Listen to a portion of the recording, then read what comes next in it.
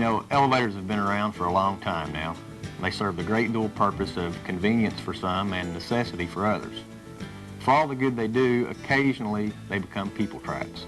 Now this happens when they decide to stop running for whatever reason in between floors with people still stuck on them.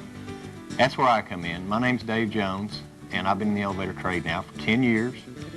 And what I'm going to do with this video is give you all the information and knowledge you need to successfully and safely rescue someone from an elevator. I think one of the main reasons people fear elevators is because they know very little about how they work and consequently how safe they really are.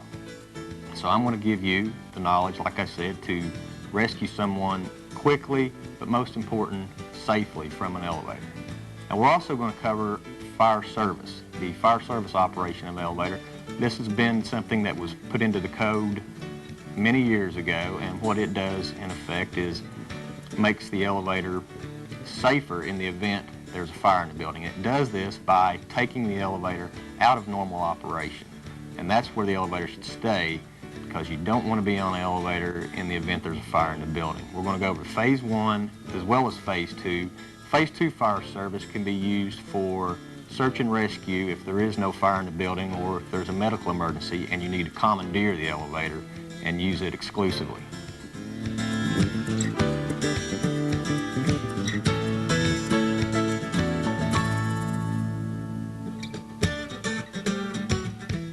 There are 3 components you need to be aware of when operating the elevator in fire service. They are the fire key box, the phase 1 switch, and then there's a phase 2 switch inside the car that allows you to operate the car on phase 2. Now, let's back up and talk about each of these. The fire key box will have everything you need to operate the elevator.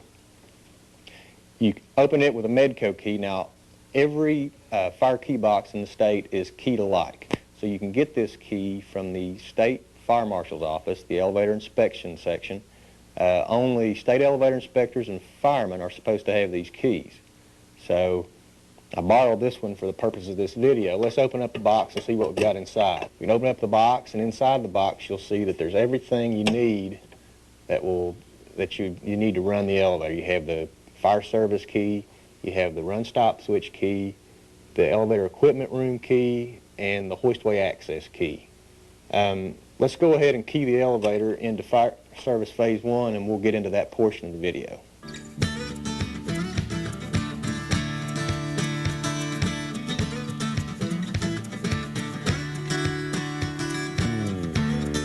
What we're going to do now is go ahead and demonstrate fire service phase 1.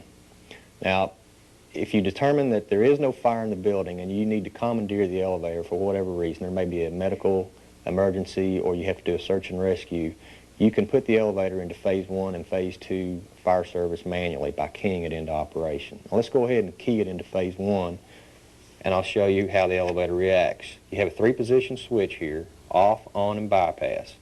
Off is when the elevator is in normal operation. We key it to on, and it automatically brings the elevator down to this floor. The doors are going to open up and lock open, and the elevator will be disabled. And that's phase 1 fire service. Now, to get the elevator out of phase 1, if you want to override any smoke or heat sensors, you can do that by keying it to bypass. And that puts the elevator back into normal service. All of the hall buttons are active again. But if you want to use the elevator for search and rescue, leave it in phase 1, take the key out, and then we go into the car station and key it to phase 2 fire service. The elevator has to be in phase 1 before you can use phase 2 fire service.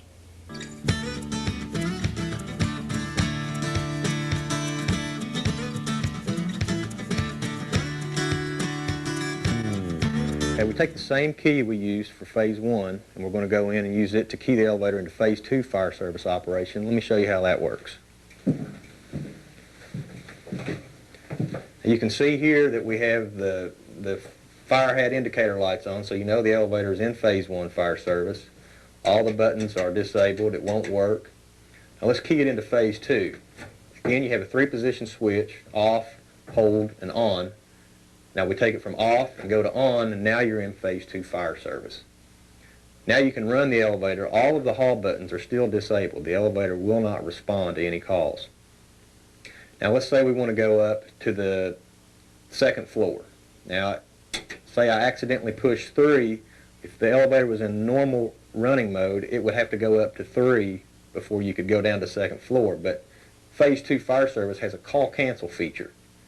And what that does is it allows you to, in effect, erase your mistake. If I push call cancel, you can see that the call was knocked out, and now we can push the correct floor you want to go to.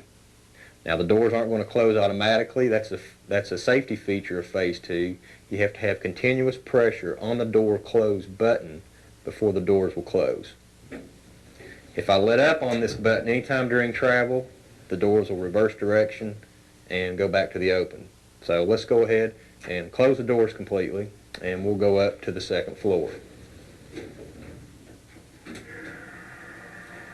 Now when we get up to the second floor, the doors aren't going to open. That's another safety feature in phase 2. If you go up and you don't know what you're going into, you don't want those doors to just automatically come open. So the elevator is going to get up here and stop, and to get the doors to open, you have to again push continuous pressure on the door open button.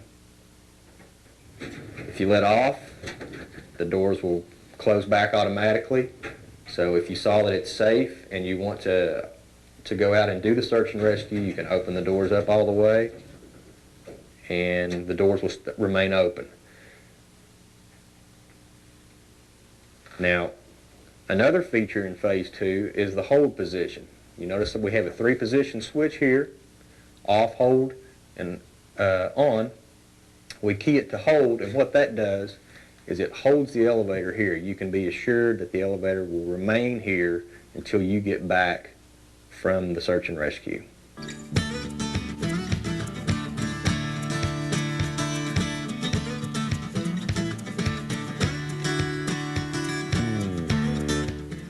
Now let's get into the elevator rescue portion of the video. Now, basically there are 2 types of elevators. You have a hydraulic elevator and a traction elevator. Now, hydraulic elevators are generally found in low-rise buildings, 6 floors or less. Now, that's not to say that you can't have traction elevators in a low-rise building, but the building we're at today is a hydraulic elevator, and that's because getting someone out of a traction elevator or a hydraulic elevator involves the same steps, but with a hydraulic elevator, there's an extra option you have, and that is by manually lowering the car. And I think this is the safest way to get someone out of a hydraulic elevator. Now with a traction elevator, you don't have that option because it's way too involved to actually move a traction elevator. It needs to be done by a trained elevator professional. Anybody can be shown how to move a hydraulic elevator. It's just a few simple steps, and we're going to cover that here in just a minute.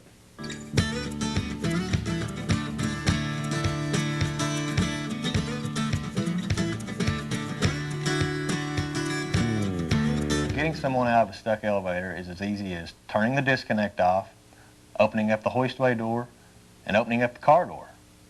Now let's go back and talk about each of those 3 steps in more detail. Now, to get into the elevator equipment room, to turn the disconnect off, first we go back to the fire key box. And in there you're going to find the key to the equipment room. Now generally, when somebody's stuck in an elevator, there's going to be someone at the building to greet you, to tell you where that equipment room is. And once you get in the equipment room, it's going to become apparent which type of elevator you're dealing with, either a hydraulic or a traction. Here's the equipment room. We know that it's right beside the elevator in this instance. So let's go ahead and see what's inside there.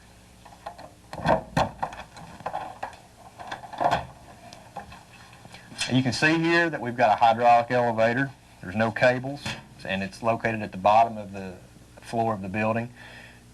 Generally, a hydraulic elevator, the equipment room is going to be on the bottom floor. Not always, but it's usually on the bottom floor. It may be on an intermediate floor. Typically, in a traction elevator or cabered elevator, the machine room is going to be up at the top of the building, up on the roof. Now, turn the disconnect off, pull the hook. That's the most important thing. It kills power, removes power from the elevator. We're going to do a lockout, tag out. This is something that you've probably already been trained on in your OSHA training. lock it, tag it out. This protects you and the people inside the elevator. Now you know that there's no power to the elevator, so it can't move, and you're safe and the people inside the elevator are safe from injury. Now let's go out and take a look at opening up the hoistway doors.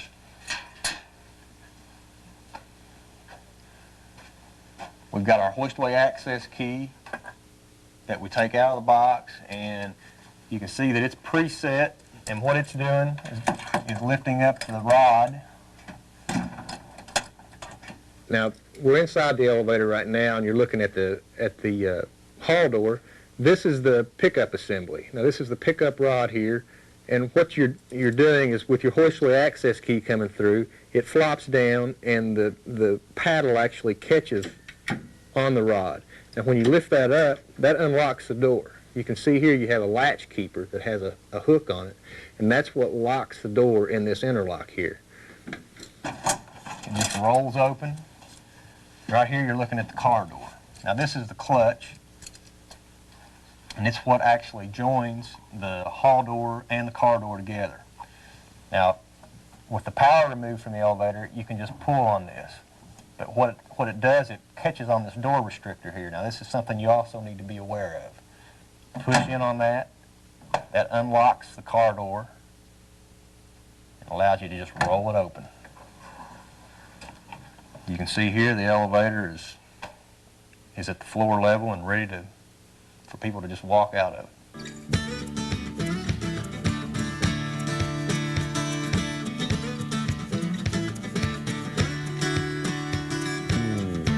Okay, if you arrive on the scene and you find that the elevator is trapped in between floors, you want to go to the elevator and see where it is to see what your options are. Now, once you open up the hoistway door, you're going to be able to tell a whole lot about what kind of rescue you're going to do. Now, you can see here you're looking at the car door. This is the door operator, and that's what actually opens and closes the car door. Now, we've already removed power downstairs, so we know that we're safe here. There's no power on this, and the door operator, it just literally rolls open. Now, if you can get a shot of this door restrictor, you can see how it operates. What it does, it goes down as the doors begin to open, and it catches on there, and that restricts the doors from opening. And that's where you have to push in on this to lift that rod, and now the doors will just roll open, literally. And you can see here that it would be a viable option to get someone out by just dropping a ladder down and letting them crawl out. Now that's an option you have on either a hydraulic or a traction elevator. They work all the same. However, in some instances, the elevator is going to be in a position to where when you roll the doors open, you're not going to have enough room to bring them out this way. So that's where you're going to have the manual lowering option available to you on a hydraulic elevator. Now you have another option, and I'll show you. I'll drop the car down and show you that. It's the rooftop emergency exit. It's an option, but it's not a very good one because, well, I'll show you.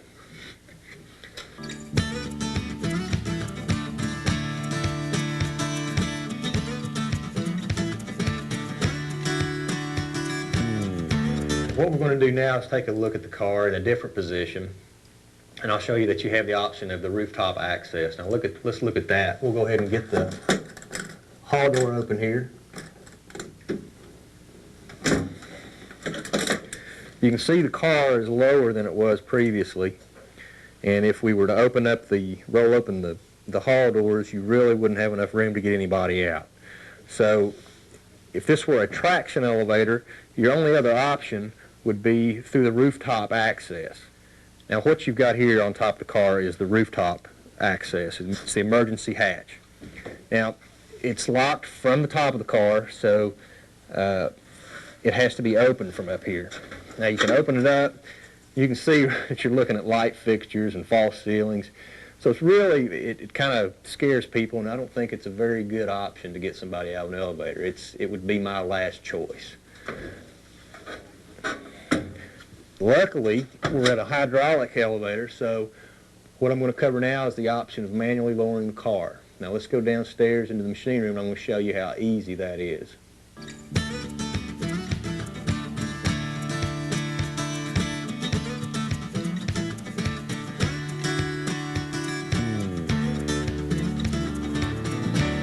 Okay, we're back downstairs now at the machine room, and I'm going to show you the simple steps that are involved in actually manually lowering the car. Now, as we come in here, the manually lowering device is going to be on the valve. Well, how do you find the valve? Now, the easiest way to do that is look for the oil line, because the oil line is going to be attached to the valve before it leaves the pumping unit. So, some of them don't have a cover, some of them do. Take this cover off, and that's going to expose you to the workings of the valve. Now, what you've got here is a manually lowering knob. It's even marked if you can actually get in there on that. It has manually lowering written right on it. Now, there are two criteria that must be met before you manually lower a car. One of them is the power must be off. We know that the disconnect's off. The other is the car doors must be closed. Now, we know that those are closed because we were upstairs earlier and we saw that they were closed. Now, the people inside the car, you need to tell them you're going to be dropping the car down and it's going to be resting on the springs. You just saw the springs. And that they should stay back from the car doors. This is just a safety precaution. Now, to manually lower the car, all you do is turn this counterclockwise.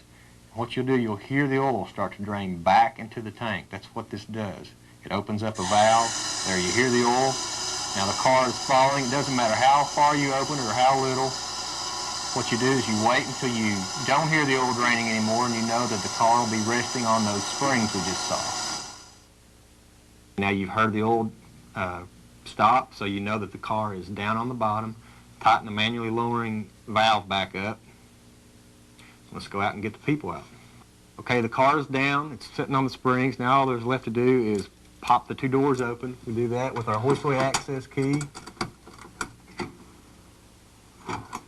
You can see that when you drop the car down on the springs, it's maybe 6 or 8 inches below floor level. Door restrictor. Remember, be aware of that. You can see there the car, all they have to do is take a quick step up and they're home free. Now let's go back and view some areas where you may find discrepancies in the valves. Not all valves look the same. Some you'll find are under the oil tank and some are inside the oil tank like this one. The way you'll know where they are is to look for the oil line and it'll lead you to the valve. Now with different makes of valves you'll have different looking manual lowering valves. Like this one has a T-handle stem.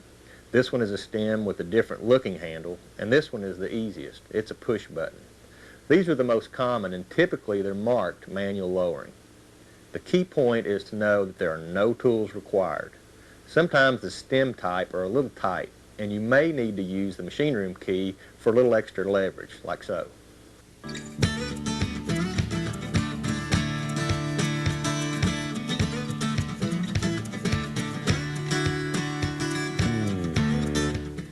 What I want to explain is that all hoistway access keys aren't alike, but they basically accomplish the same thing. This is probably the most common type you saw earlier. I would use this. This is just a single flop or a paddle key. Hopefully, the mechanic has been nice enough to set this gauge for you so there's no guesswork. You insert it into the opening up to the collar and then just rotate it, and it lifts up the rod. Now, we've also got, this is called a double flop key. You can see it's got a double joint. Again, you insert it into the hole and it trips up against a wider paddle. Here's a look at the double jointed key actually being used. You simply insert it through the door opening just like the single paddle key all the way up to the stop. You see here as it drops down, rotate it against the wide paddle and twist it just a little bit more to unlock the door. This is called a half moon key. Now what it does, it's a straight key. You insert it into the hole at a downward angle and then lift up on the rod. Now you'll be able to tell if you need this key, hopefully because it'll be in the key box, or if you'll be able to look at the opening in the hoistway door and it'll tell you that you need this key because it has this profile. Here's that profile I'm talking about. You can see it matches the key. Just insert the key in the door at a downward angle and lift up. This will unlock the door and allow you to roll it open. Now, this key here is primarily used on elevators with out automatic doors. They have manual doors that have to be opened and closed by hand. What you do is you insert the key into the hole and just rotate it until this tooth drops into its slot, and then you just twist it and it unlocks the door. Here you can see the hole in the door. Now this is the manual type door, and there's the key. You're going to insert it in the door, rotate it until the tooth drops into the slot. Then turn it a little more to unlock the door. The most difficult part here is getting the key in position to unlock the door. Here's a shot of it without the hall door there so you can see what you're getting into. See, there's the tooth, and it's going to drop into the slot here. Just stick it through the door, rotate it around until the tooth gets into the slot, and then just twist it. You can see the metal piece that it's moving here. That's what actually unlocks the door. As you can see here, we've got a few different types of hoistway access keys, but basically they all accomplish the same thing, opening up the hoistway door. They're easy to use, and they all accomplish the same thing of lifting up the rod. Now, what we're going to talk about next is door restrictors. Now, they are on the car doors. You saw that we had the mechanical type on this application. Not every elevator has a door restrictor, so it may not be an issue, but if the doors open only a little bit and then stop, then you've got a door restrictor issue you're going to have to deal with. And that's the main thing, is just knowing that they are on some elevators. Let me show you some different types of those.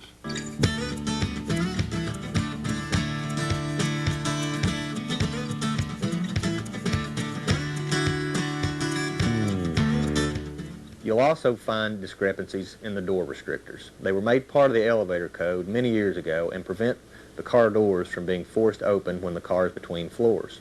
Not every elevator has them. The main thing is being aware that they may be present. If you're trying to open the car doors and they open only a few inches, then stop, then you're dealing with a door restrictor. This mechanical type is easy enough to unlock, as you've seen earlier. We do it by simply pushing in on the gray bar. Here we have an electromechanical type. To unlock it, simply pull up on the plunger.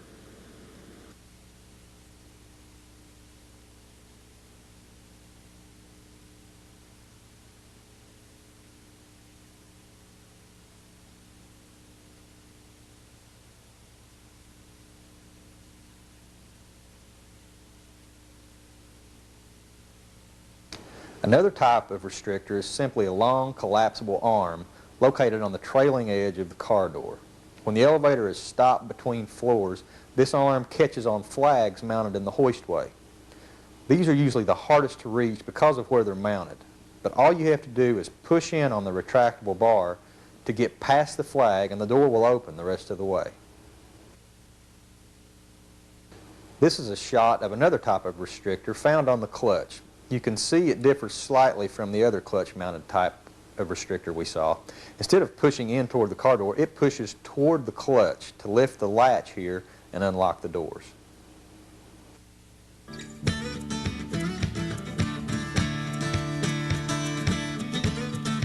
Now, with different makes of elevators, you're going to find differences in equipment like door operators and door restrictors. But what I'm going to show you is that it's a short leap from one to the next when it comes to how they can be manipulated for a rescue.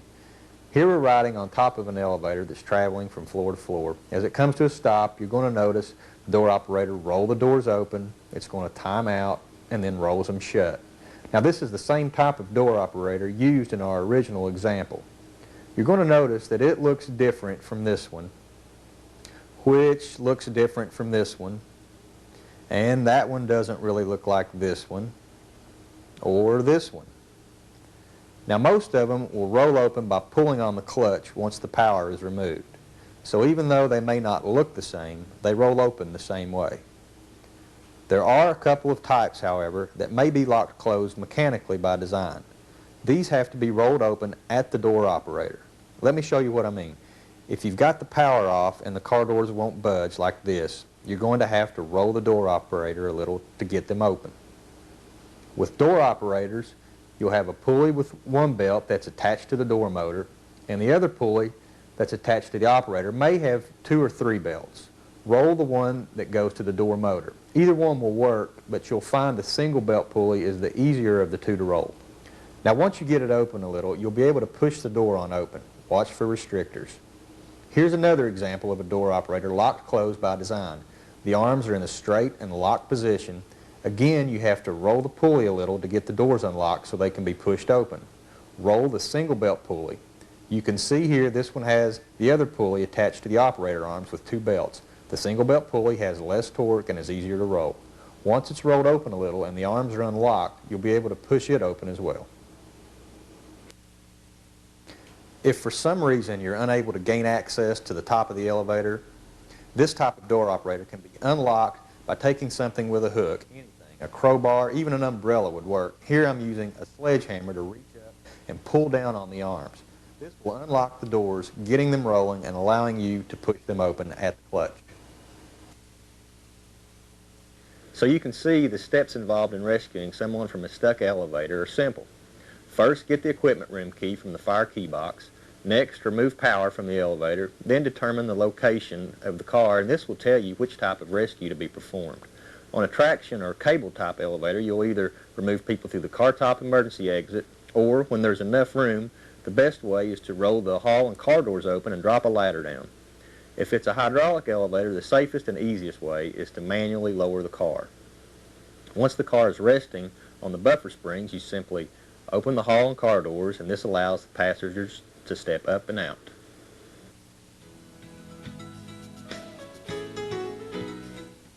The examples we've gone over here cover a majority of the equipment you're going to be dealing with and gives you the knowledge to safely remove trapped passengers from an elevator in a majority of incidents. If the rescue gets more technical than this, it's a good idea to call in help from an elevator professional. If there's anything you see in this video that's not clear to you, or you have questions about anything covered here, please get in touch with me.